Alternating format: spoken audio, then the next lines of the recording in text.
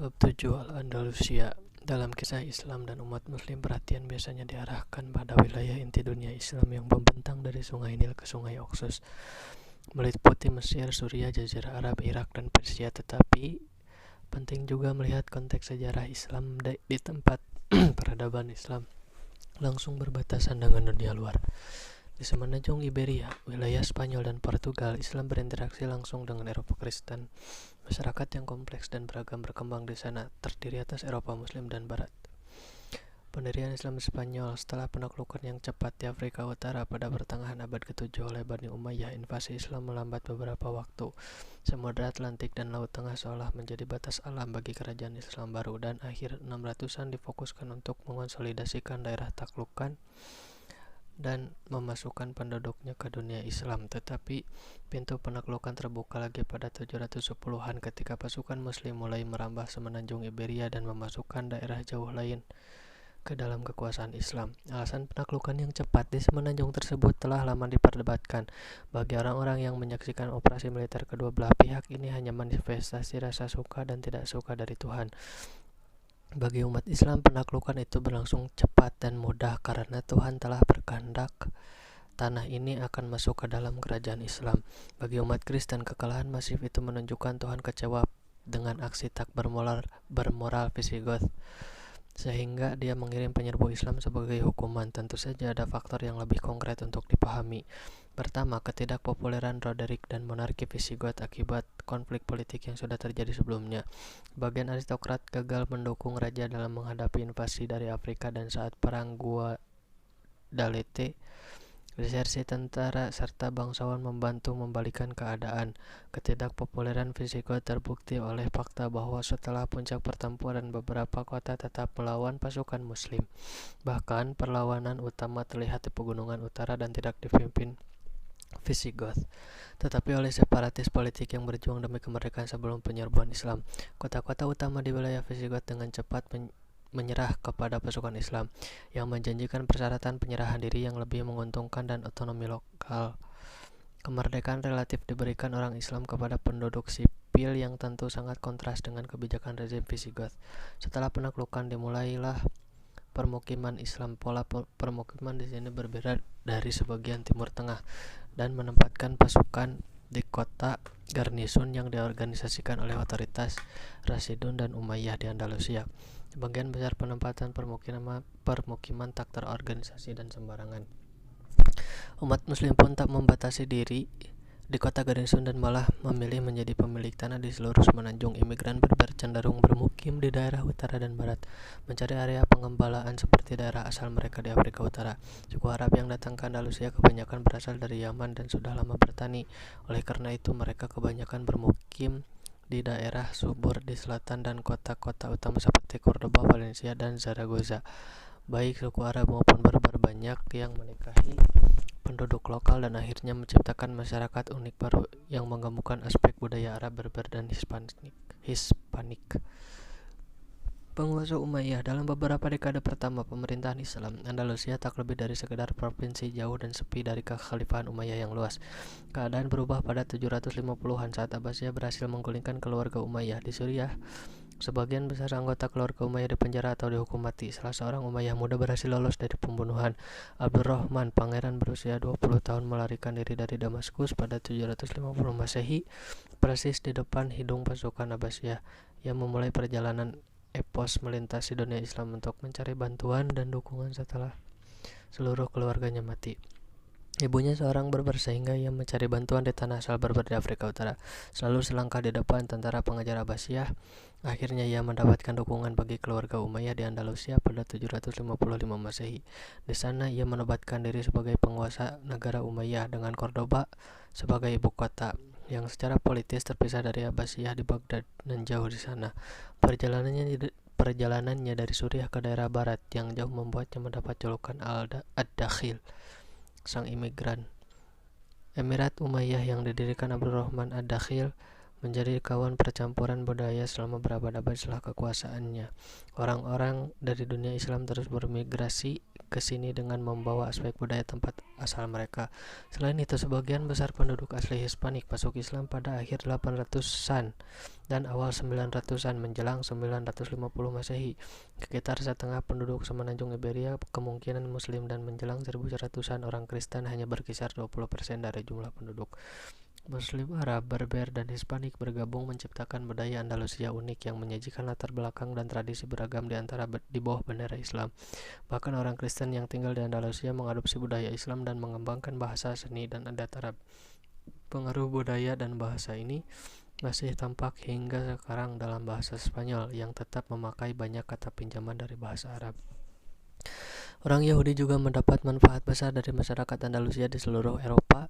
Orang Yahudi hampir tidak diterima pada abad pertengahan dan pembunuhan berencana menjadi ancaman tetap bagi mereka. Tetapi di Spanyol, Islam Yahudi mendapat kebebasan untuk menjalankan agamanya dan menjadi bagian integral masyarakat. Filsafat Yahudi mencapai puncaknya di Spanyol Islam dengan menghasilkan ilmuwan seperti Maimonides yang sekarang dikenal sebagai salah satu filsuf Yahudi terbesar sepanjang masa. Puncak negara Umayyah di Spanyol terjadi selama pemerintahan Abdurrahman III dari 912 hingga 961 Masehi. Dalam hampir setengah abad kekuasaannya, ia menyatakan diri sebagai khalifah dunia Islam. Walaupun tak mempunyai kekuatan di luar semenanjung Iberia, klaimnya tentang peran leluhur Umayyah yang berkuasa pada abad ke-7 dan ke-8 berperan penting untuk melawan kekuatan Fatimiyah yang bertumbuh di Afrika Utara.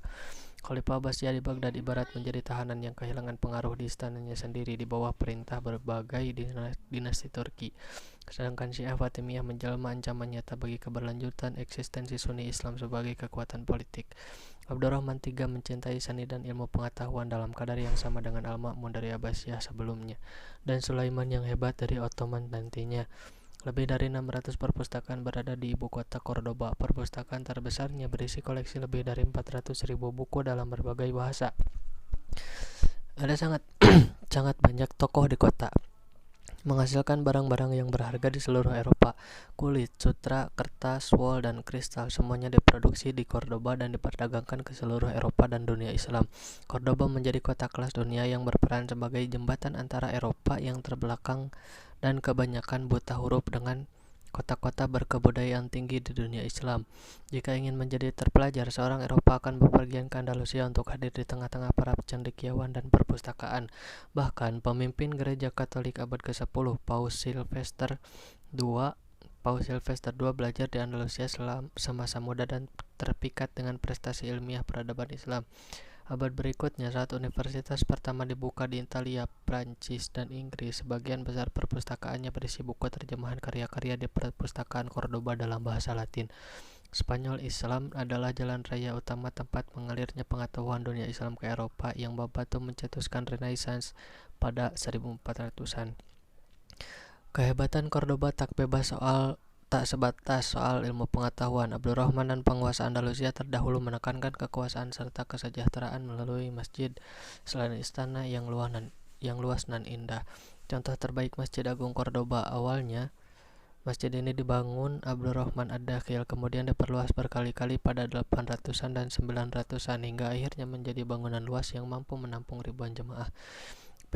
Pilar-pilar yang menjadi cirinya menyangga 2 tingkat lengkungan yang terbuat dari batu merah dan putih, menjadikannya keajaiban arsitektur yang hanya dapat disaingi Hagia Sophia di Konstantinopel. Tak seperti lukisan dan patung di gereja Kristen, desain kaligrafi dan bentuk geometris menjadi corak utama impresi artistik di seluruh gedung. Ayat-ayat Al-Quran tertulis dalam huruf kufik kaligrafi Arab menutupi dinding masjid, menunjukkan keyakinan Islam bahwa Al-Quran adalah bentuk tertinggi ekspresi sastra sehingga pantas berada di masjid terindah. Prestasi arsitektural juga dicapai di wilayah sekuler saat Abdurrahman III membangun kota istana raksasa di luar Cordoba, Madinatuz Zahra atau kota yang indah.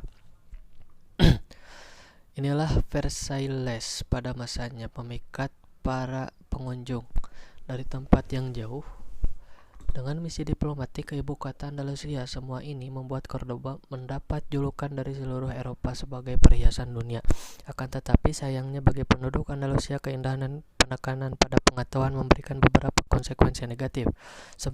Semangat perang awal yang tampak dalam penaklukan cepat di semenanjung ini dan invasi ke wilayah Frank mulai surut setelah penduduk kota mulai hidup nyaman.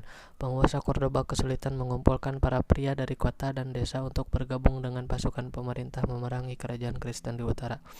Penduduk Andalusia merasa senang, terlena, dan tak ingin meninggalkan kenyamanan hidup untuk mempertahankan Spanyol Islam. Kelesuan penduduk merambat hingga tingkat pemerintahan. Menjelang awal abad ke-11, perebutan kekuasaan di antara keluarga Umayyah dan pendukungnya umum terjadi. Bukannya fokus menghadapi musuh dari luar, para elit mengarahkan usahanya untuk melenyapkan faksi saingan dalam Cordoba. Kelompok-kelompok yang berebut kekuasaan terlalu bernafsu mendaftar pasukan Kristen dari utara dan Berber dari Afrika untuk mendukung maksud mereka.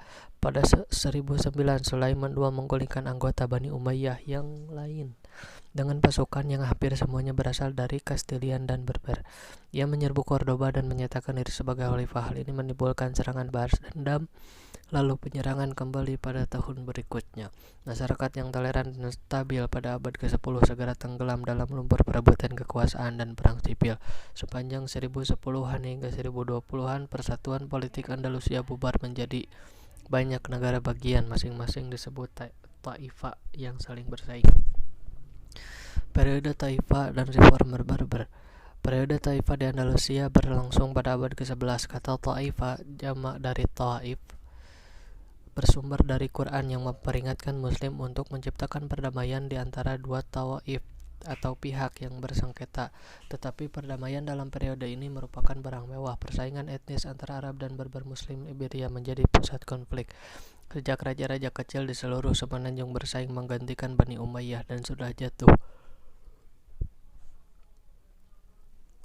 Kota-kota yang pernah menjadi bagian penting negara bagian Umayyah seperti Cordoba, Sevilla, Toledo, Granada, dan Zaragoza menjadi kerajaan kecil merdeka yang terus-menerus berperang. Andalusia yang dulu pernah makmur sekarang hancur menjadi puing-puing saat perang saudara puluhan tahun membinasakan negeri tersebut.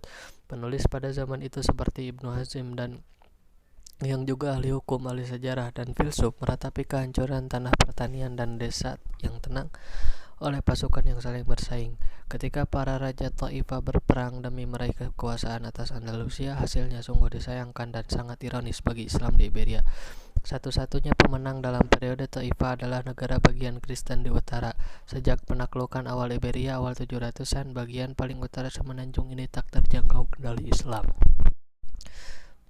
Beberapa negara Kristen kecil berdiri setelah penaklukan dan dilindungi dataran tinggi pegunungan. Dengan mudah mereka menjauhkan diri saat Andalusia menjadi negara kesatuan. Tetapi ketika Andalusia terpecah belah, raja-raja Kristen pun mengambil keuntungan.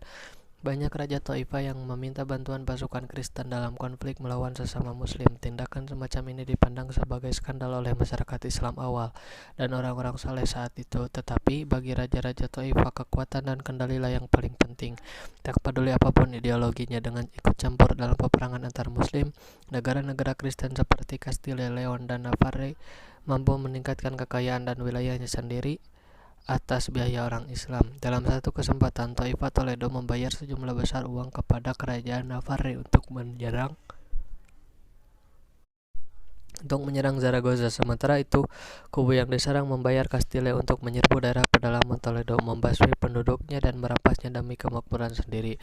Orang Islam membayar orang Kristen untuk menyerang dan melemahkan orang Islam lain dalam sejarah hitam Andalusia. Hasilnya berupa hilangnya tanah yang luas serta tumbuhnya militer dan ekonomi negara-negara Kristen Spanyol. Hancurnya Toledo pada 1985 oleh Castile menjadi kehilangan simbolik yang strategis yang penting karena terletak di tengah-tengah Iberia. Kejatuhan Toledo bermakna bahwa kekuatan Kristen kini dapat langsung mengancam negara Taifah manapun, bahkan yang jauh di selatan. Baru saat itulah para raja Taifah sadar mereka tidak dapat bertahan melawan raja-raja Kristen lebih lama lagi dan mulai meminta bantuan dari dunia Islam.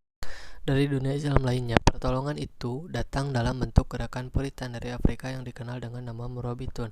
Gerakan Murabitun didirikan di gurun Maroko di sepanjang rute perdagangan yang menghubungkan Afrika Utara dan kerajaan-kerajaan kaya di Afrika Barat. Penduduk di sana adalah orang Berber yang telah masuk Islam berabad-abad lalu setelah penaklukan Islam di Afrika Utara pada 600-an. Menjelang abad ke-11, hampir seluruh suku Berber bernama Islam. Namun, banyak dari mereka yang berpegang pada keyakinan dan peribadatan pra-Islam. Aliansi suku pra-Islam sungguh kuat, tak seperti persaingan suku Arab pra-Islam di Jazirah Arab. Salah seorang ahli teologi Berber, Abdullah bin Yasin, berusaha membawa masyarakat Berber lebih dekat ke Islam dengan Islam tradisional pada pertengahan abad ke-11. Ia menamakan gerakannya Murabitun yang berarti orang yang berpegang teguh, mengutip ayat Al-Quran yang menuntut Muslim untuk berpegang teguh di jalan Allah. Bahasa Spanyol dan Inggris menyebutnya sebagai dinasti Almoravid, nama yang dikenal sekarang. Pada dasarnya gerakan ini sederhana, sesuatu yang membuatnya kian populer. Ibnu Yasin mendeklarasikan bahwa Murabitun punya 3 tujuan: memperjuangkan kebenaran, mencegah ketidakadilan, dan menghilangkan pajak-pajak yang tak islami. Gerakan Murabitun berkembang dengan pesat sepanjang abad ke-11 tanpa penaklukan. Pesan mendasar dan gaya hidup sederhana Murabitun tampak menarik bagi suku-suku Berber. Hal ini mengingatkan akan kesederhanaan dan kelugasan Nabi Muhammad. Sama seperti banyak orang Arab menerima Islam dengan sukarela pada abad ke-7, sebagian besar suku Berber bergabung dalam persekutuan Murabitun tanpa paksaan.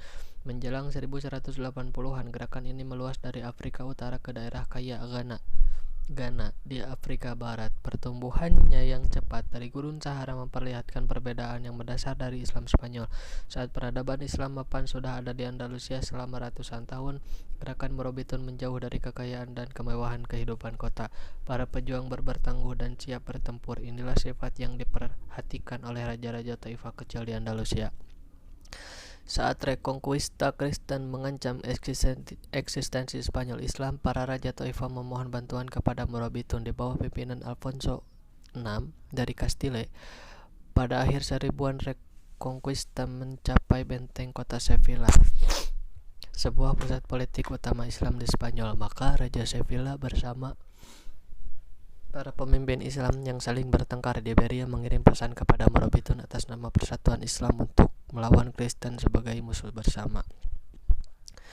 Pada 1086, Murabitun mengirim pasukan yang dipimpin Yusuf bin Tashfin guna melintasi Selat Gibraltar bersama 12.000 tentara.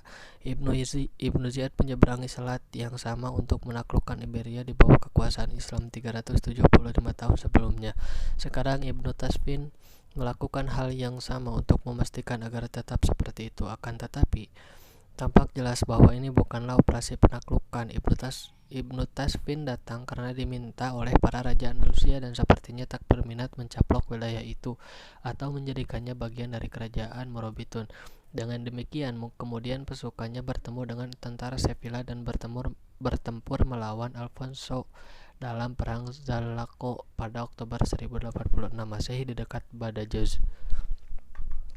Hasilnya, kemenangan yang meyakinkan atas pasukan Kastilia. Alfonso dipaksa mundur dari tanah Islam dan sejak itu, dunia Islam yang masih tersisa tetap aman. Walaupun berada di atas angin, Ibnu Tashfin memilih tak melanjutkan kemenangannya dengan operasi penaklukan semenanjung Iberia. Malahan, ia mundur dengan sebagian besar pasukan untuk kembali ke Afrika Utara di tempat yang tak diusik kompleksitas politik Taifah Andalusia. Murabitun tak bisa berdiam diri berkaitan dengan politik dan konflik di utara. Yusuf bin Tashfin dipanggil kembali ke Andalusia untuk membantu operasi militer melawan Alfonso lagi. Mestinya ini menjadi kekuatan persatuan Islam yang menggabungkan banyak Taifah dan Murabitun. Tetapi pengalaman Ibnu Tashfin dalam ekspedisi kali ini kurang menggembirakan. Operasi militer kali ini terhambat oleh persaingan antar raja Taifah. Mereka selalu mengeluhkan rekannya kepada Ibnu Tashfin dan tak percaya kepada siapapun kecuali pendukung terdekatnya. Akibatnya serangan ini gagal dan Ibnu Tashfin kembali ke Afrika serta memutuskan tak akan terlibat lagi dalam konflik politik Andalusia. Kelemahan internal Taifah Andalusia dan persaingan antar raja membuat Alfonso VI menjadi ancaman bagi keberlangsungan Islam di Iberia. Dan untuk kali ketiga, Ibnu Tashfin dan Murabitun dimintai pertolongan. Dalam kedatangan yang ketiga ke Andalusia, Ibnu Tashfin membawa fatwa dari Imam Ghazali yang menyatakan raja-raja Taifah sudah korup, tak layak berkuasa dan harus digulingkan. Pada 1090 Masehi, penaklukan Andalusia oleh Murabitun dimulai dengan dipimpin langsung oleh Ibnu Tasfin untuk mengakhiri periode Taifah. Raja-raja Taifah tak mau menyerahkan kekuasaan mereka kepada Berber. Bahkan sebagian bersumpah setia pada kerajaan Kristen untuk menahan Murabitun. Tindakan ini memperkuat kecurigaan penduduk Andalusia dan ulama Islam bahwa raja-raja Taifah hanya memikirkan diri sendiri dan kekuasaannya, bukan ingin mempertahankan dunia Islam. Pemberontakan umum untuk mendukung Murabitun pecah di seluruh Andalusia, dipimpin para ulama yang menuntut kembalinya kejayaan masa lalu. Maka pengambil alihan wilayah Islam Andalusia oleh Yusuf bin Tasfin relatif tanpa pertumpahan darah. Saat raja-raja Taifah digulingkan, satu demi satu mereka diasingkan ke Afrika Utara, sehingga perselisihan remeh mereka tak lagi menyebabkan perpecahan di Andalusia. Dalam waktu 10 tahun, seluruh negara Taifah telah menyerah kepada Murabitun, kecuali Zaragoza. Rajanya cukup bijak untuk menyadari kekuatan Berber dan menandatangani kesepakatan persekutuan. Yusuf bin Tasfin dengan kerajaan yang membentang sepanjang 3.000 km dari Andalusia sampai Ghana, menjadi salah satu orang terkuat di dunia pada akhir abad ke-11. Penerimaan penduduk Andalusia atas kontrol Murabitun di Andalusia mungkin awalnya tampak mengejutkan. Pejuang nomaden Berber dengan tafsiran Islam yang kaku telah menaklukkan dan mencaplok peradaban mapan yang berumur hampir 4 abad. Biasanya kejadian ini akan dilawan. Akan tetapi, ada tema sejarah Islam yang unik dan berulang. Ketika suatu bagian dunia Islam terpecah secara politik dan invasi eksternal mendekat, maka berkumpul di bawah satu pemimpin dan bendera Islam biasanya menjadi jalan keselamatan. Contohnya, penyatuan pos terdepan Islam jauh di barat di antara Mesir dan Suriah di bawah Saladin selama Perang Salib, dan penggabungan wilayah kekuasaan Turki pada 1300-an oleh Ottoman. Bagi orang Andalusia, penguasa Muslim Berber dengan budaya, bahasa, dan gagasan asing lebih bisa diterima daripada gangguan Kristen Spanyol yang sepertinya ingin membasmi Islam dari semenanjung Iberia.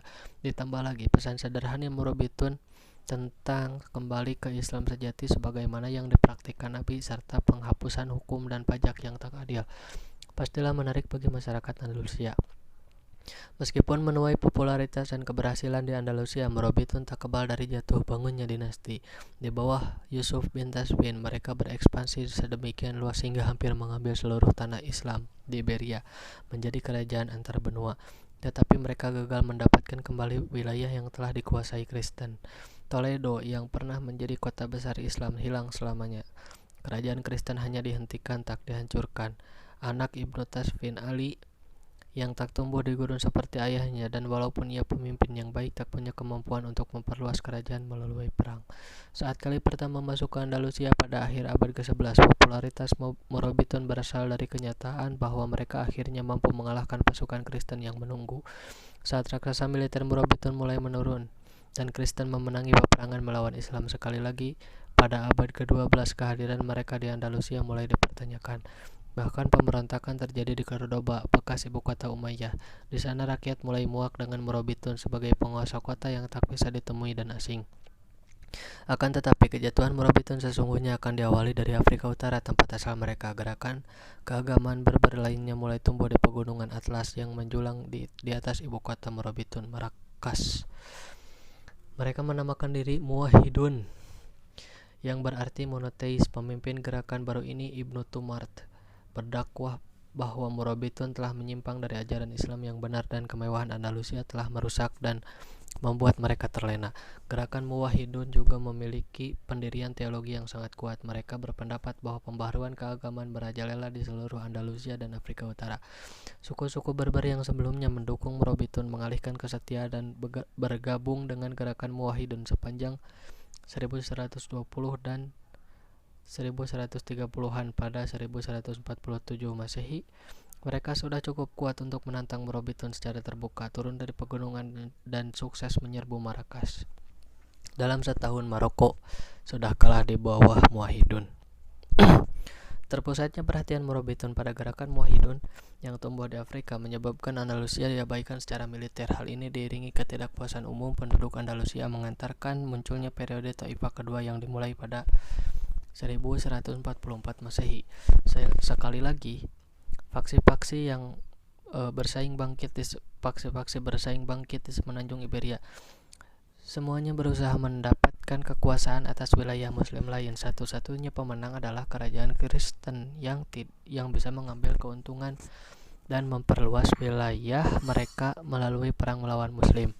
Masyarakat luas mendukung penggulingan penguasa Murabitun Andalusia, tetapi sepertinya tak mampu menyediakan upaya alternatif yang dapat dilaksanakan. Mereka masih tak bersedia angkat senjata dan bergabung dengan pasukan jihad dalam urusan apapun. Maka seperti pada periode Taifah pertama, para raja Taifah mengandalkan bantuan militer dari kerajaan Kristen yang menyedot biaya. Mengikuti jejak Yusuf bin Tasfin dan Tariq bin Ziyad, sekarang Muwahhidun yang dipimpin penerus Ibnu Tumart bernama Abdul Mukmin memasuki Andalusia pada 1145 Masehi. Ia berusaha melakukan pencaplokan wilayah tepat saat Kristen Spanyol dan Portugis mulai maju ke daerah Taifah Muslim. Dalam 1 tahun, Malaga dan Sevilla ditaklukkan. Pada 1150 Masehi, Cordoba dan Jain direbut dari Raja Taifahnya. Menjelang wafatnya Abdul Mukmin pada 1163, seluruh sisa Spanyol Islam menjadi bagian kerajaan Muwahhidun. Tetapi sayang bagi Muslim Spanyol, yang tersisa hanya bagian selatan semenanjung. Dataran tengah semenanjung peninsula dan pantai timur dipertahankan dengan sangat kuat oleh kerajaan-kerajaan Kristen yang dipimpin Castile, Portugal, dan Aragon. Prestasi dan kerajaan besar yang dibangun Muslim Spanyol selama era Umayyah menjadi kenangan tak mungkin ditiru. Sekarang jelas bagi penduduk Andalusia bahwa momentum di semenanjung ini mendukung Kristen, dan prioritas utama mereka bukanlah membangun kota besar serta memajukan pengetahuan, melainkan mempertahankan diri dari serangan gencar Kristen. Kedatangan Muwahhidun mendorong kebangkitan Islam. Andalusia memusatkan perhatian pada ibadah Islam. Munculnya banyak ulama di semenanjung ini menjadi saksinya. Mungkin yang paling termasyhur di antaranya Ibnu Rushd, yang dikenal sebagai Averroes di Eropa. Seolah membangkitkan kembali cendekiawan Muslim terdahulu pada masa keemasan. Ia seorang serba bisa yang menulis tentang berbagai topik dari filsafat, fisika, hingga psikologi. Sumbangannya yang paling langgeng di bidang fikih. Walaupun mengikuti mazhab fikih Maliki, ia mengarang ensiklopedia perbandingan fikih berjudul Bidayatil Mujtahid wa Nihayatil Muqtasid. Berabad kemudian, buku ini tetap menjadi salah satu buku fikih utama yang memerinci perbedaan pendapat dari banyak mazhab Islam. Mistikus Ibnu Arabi dan Abul Hasan As-Sadili juga muncul selama dinasti Muwahhidun. Mereka berusaha menginspirasi Muslim secara spiritual untuk memperbaiki hubungan dengan Tuhan. Tak diragukan lagi, ini merupakan reaksi atas iklim politik yang suram di Andalusia dan Afrika Utara. Muwahhidun sebagian besar mengikuti pola yang sama dengan Murabitun. Keduanya muncul dari lingkungan gurun yang keras di Maroko. Mereka berusaha memperbaiki hal-hal yang dipandang sebagai penyakit sosial dan kelemahan politik di wilayah itu, kemudian menahan rekonquista Kristen di Iberia, dan keduanya melemah saat generasi penerus kehilangan semangat dan dorongan yang dikembangkan nenek moyangnya di gurun Afrika Utara. Di Andalusia, Muwahhidun mengalami kemunduran saat konflik keluarga berebut kekuasaan mengemuka. Akhir abad ke-12 menjadi saksi timbulnya perang saudara di Andalusia, digabung dengan majunya kerajaan Kristen. Tetapi kali ini tak ada gerakan keagamaan barbar yang baru untuk menggantikan tempat mereka. Granada. Seperti yang telah dilakukan selama ratusan tahun, Kristen Spanyol mengambil keuntungan dari kelemahan dan perpecahan Islam. Paus Innocent II bahkan menyerukan perang saliban Eropa untuk menyerang Muwahhidun. Pada 1212, para kesatria Spanyol, Portugis, Prancis, dan Inggris berkumpul di dekat rangkaian pegunungan Sierra Morena yang menjadi batas antara kekuasaan Islam dan Kristen Iberia. Di bawah pimpinan Alfonso VIII dari Castile, pasukan perang salib berhasil melintasi pegunungan untuk menyerang serombongan besar pasukan Muwahhidun di Perang Las Navas de Tolosa atau Al-Uqab. Menurut umat Muslim, kekuatan Islam benar-benar habis. Lebih dari 100.000 korban perang dari kubu Muslim membuat tulang punggung kekuatan Muwahhidun patah. Alasan kekalahan peperangan itu tak sepenting akibat bencana tersebut. Tak berdaya menahan Kristen, satu demi satu kota Islam mulai jatuh. Antara 1228 dan 1248, Valencia, Sevilla, Badajoz, Mallorca, Murcia, Jaén, dan kota-kota lainnya runtuh dalam serangan gencar Kristen. Pada 1236, Cordoba jatuh ke tangan Kastilia, ibu kota bersejarah di awal Islam Spanyol dengan masjid agung, perpustakaan, istana, dan taman yang monumental tak mampu menahan pasukan Kastilia. Masjid tersebut dipaksa berubah menjadi katedral Katolik dengan kapal raksasa di tengah bangunan. Tata letak bangunan tersebut yang ceruknya menghadap Makkah dan prasasti Qur'ani di dinding, semuanya tetap ada mengelilingi kapel Kristen dan ironisnya menjadi saksi sejarah sebagai tempat peribadatan Islam. Pada abad ke-16, Kaisar Roma Suci akan mencela perubahan masjid itu menjadi katedral, menyebut bangunan yang amat indah itu telah berubah menjadi sesuatu yang biasa dan umum. Akan tetapi tak seluruh Andalusia kalah setelah jatuhnya Muwahhidun. Emirat Granada yang memanjang di pantai selatan Iberia tetap merdeka dari kekuasaan Kristen. Di sana, satu dinasti Arab bernama Nasrid berkuasa dan mampu bertahan selama 1 atau 2 abad lebih. Mereka berasal dari Bani Khazraj, salah satu suku yang menerima Nabi di Madinah setelah hijrah dari Mekah pada 622 Masehi. Dengan cara yang sama, Nasrid menerima para pengikut Nabi Muhammad yang hijrah dari Iberia Kristen 600 tahun setelah hijrahnya Nabi. Peristiwa hijrahnya Nabi menandakan awal negara Islam dan era baru kekuatan Islam di Jazirah Arab. Tetapi kedatangan umat Islam di Granada menandakan akhir kekuasaan Islam di semenanjung Iberia. Inilah negara bagian Islam yang tersisa dari Andalusia. Akan tetapi Nasrid di Granada tak pernah benar-benar independen. Mereka hanya bisa lolos dari pencaplokan dengan membayar upeti ke Kastilia. Setelah jatuhnya Muwahhidun, pola politik kotor Taifah yang menghadap-hadapkan negara Islam satu sama lain untuk mempertahankan diri pun muncul kembali. Dengan perpecahan seperti itu, karena kegunaannya di mata Kastilia, Granada bisa lolos dari pencaplokan. Granada menjanjikan pada Kastilia bantuan militer dan upeti emas yang berasal dari tambang kaya di Mali, Afrika Barat. Bahkan Nasrid membantu beberapa penaklukan Kristen atas kota-kota Andalusia lain pada pertengahan abad ke-13. Selain itu, orang luar mendominasi ekonomi Granada, misalnya pedagang dari kota negara Italia yang sedang naik dan mengontrol ekspor ke Eropa. Perdagangan dua arah dengan dunia Islam lainnya hampir tak ada.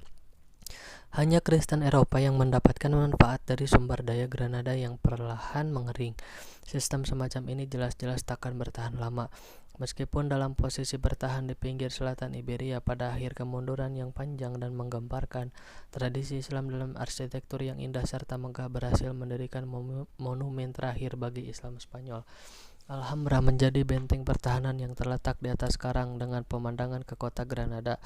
Benteng ini berfungsi selama ratusan tahun sebelum kebangkitan Nasrid. Para emir Granada masih memilih mengembangkan dan memperindah benteng tersebut sebagai istana. Dan seiring gelombang kedatangan Muslim dari seluruh Andalusia, istana tersebut menjadi contoh sempurna tentang seluruh sejarah artistik Islam Spanyol. Lengkung, tapal kuda Umayyah, serta pola geometris Murabitun dan Muwahhidun yang terkenal dilengkapi inovasi Granada dan arsitektur Kristen baru berpadu menciptakan bagian puncak yang unik, taman, air mancur, dan serambi bertiang menciptakan lingkungan yang mengingatkan pada kota-kota Andalusia yang telah jatuh seperti Cordoba dan Sevilla. Akan tetapi, Alhambra lebih dari sekadar replika monumen sebelumnya. Istana ini juga menciptakan gaya yang sepenuhnya baru, yang kemudian ditiru Eropa dan dunia Barat. Alcazar dari Sevilla yang dibangun sebagai istana kerajaan oleh Kastilia tak lama setelah Alhambra meniru mentah-mentah gaya istana Nasrid, termasuk taman, halaman dalam, dan lengkungannya. Sekolah dan masjid di seluruh Afrika Utara juga mendapatkan inspirasi dari Alhambra, menjadikannya warisan arsitektural selama berabad-abad. Mungkin ciri Alhambra yang paling mengejutkan adalah semboyan Emirat Granada yang diplester di seluruh dinding, wala ghalib illallah, yang berarti tiada pemenang selain Allah. Ini semboyan yang pas bagi sebuah negara bagian yang menampilkan sisa-sisa peradaban Islam di Andalusia. Bahkan saat musuh mengepung Granada yang rentan, semboyan tersebut mengingatkan bahwa keimanan mereka kepada Tuhan yang Maha Kuasa tak dapat dikalahkan. Meskipun terjadi kemunduran politik di semenanjung itu, mungkin yang paling ironis adalah kenyataan bahwa slogan tersebut tetap terpasang di dinding, bahkan setelah Raja Kristen yang menang mendiaminya pada 1492 Masehi. Saat Granada menyongsong ujung masa keemasan Andalusia, lingkungan politik di sekitar terus melemahkannya sehingga membawa pada kehancuran. Ancaman Kastilia pada Nasrid di utara tetap menjadi masalah. Upeti tahunan hanya memperkuat negara Kristen dan melemahkan Granada. Sementara itu, Dinasti Marinid Barbari yang menguasai Afrika Utara juga muncul sebagai ancaman sehingga Granada dikelilingi negara-negara yang memusuhinya. Toh di tengah lingkungan yang tak mendukung, Granada bisa bertahan menghadapi kemajuan Kristen. Granada dapat bertahan dengan sangat kuat karena dilindungi rangkaian pegunungan dan banyak benteng bertebaran di wilayahnya. Emirat Granada pun mampu lolos dari penaklukan yang telah menjatuhkan Andalusia. Akan tetapi, bukan invasi eksternal yang membawa akhir bagi Islam Spanyol, melainkan perselisihan internal.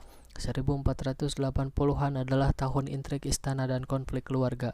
Emir Granada Abul Hasan digulingkan dan diasingkan oleh anaknya sendiri, Abu Abdullah Muhammad 12 pada 1482. Muhammad 12 yang dikenal sebagai Boabdil oleh orang Spanyol dinyatakan sebagai pemberontak terhadap Tuhan oleh golongan ulama Granada, dan sungguh tindakannya itu menyebabkan semakin turunnya politik Islam di semenanjung Iberia.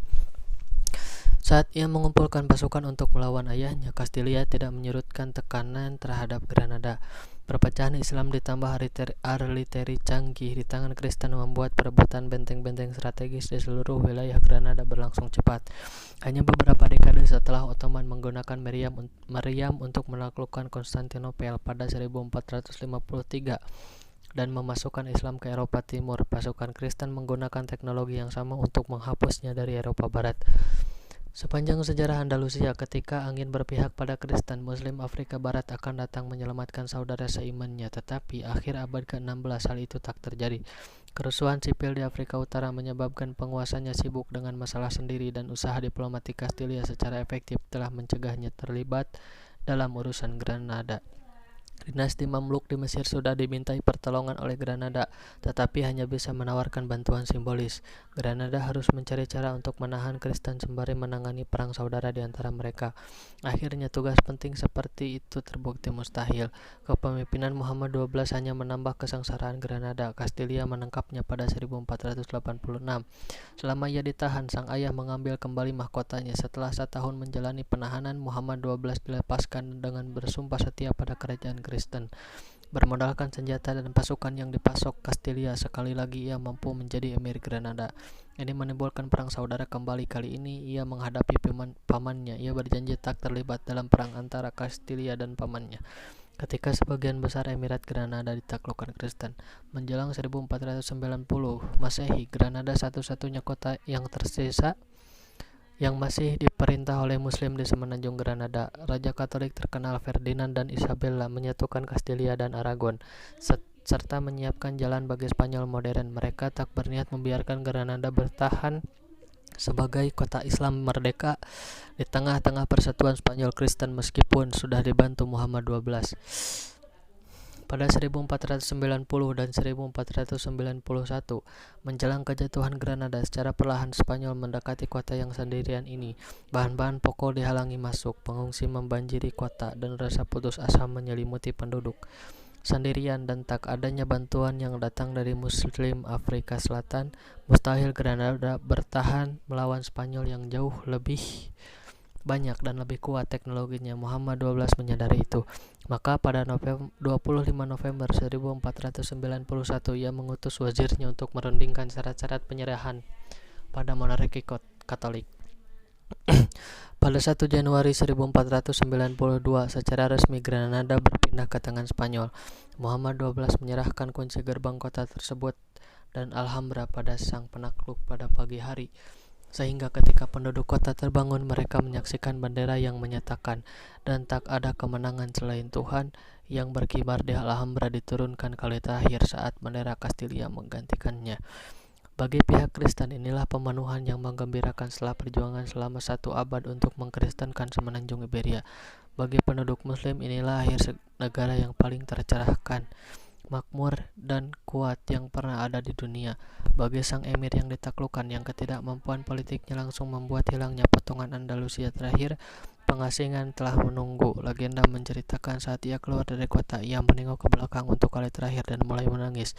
Ibunya mencela, mengucapkan kalimat yang terkenal, "Jangan menangis seperti perempuan atas apa yang tak dapat kau pertahankan sebagai lelaki."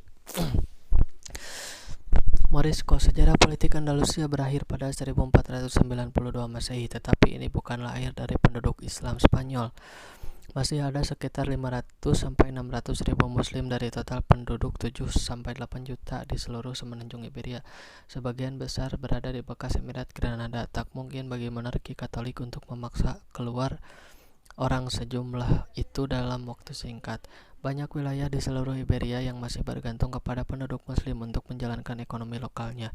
Selain itu, Spanyol tak punya cukup warga untuk mengisi kota yang dikosongkan. Malahan, awalnya Ferdinand dan Isabella mengambil pendekatan yang toleran terhadap minoritas muslim.